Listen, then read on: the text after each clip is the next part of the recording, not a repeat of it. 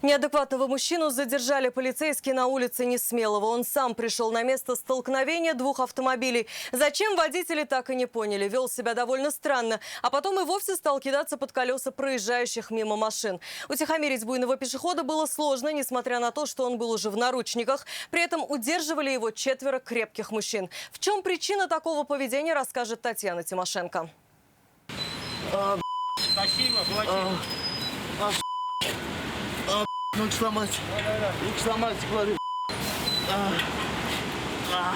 И хотя мужчина явно не понимал, где находится, он все время стремился в другое место, при этом вряд ли понимал, в какое. Очень энергичный пешеход не мог успокоиться ни на секунду, вырывался из рук полиции, пытался убежать, постоянно оглядываясь. Ему бы это удалось, если бы не наручники и несколько человек, которые его держали.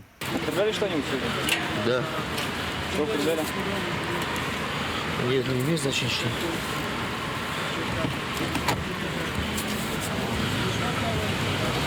А в чем состояние оказывается?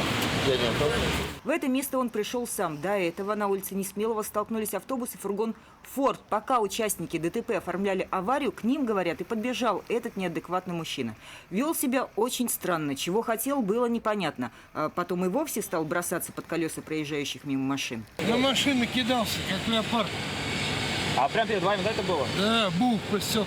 О неадекватном пешеходе автомобилисты сообщили в полицию. Вместе со стражами порядка приехали и медики. Но госпитализировать мужчину они не стали. Физических травм у него не было. Поэтому всем собравшимся пришлось ожидать приезд бригады психиатров.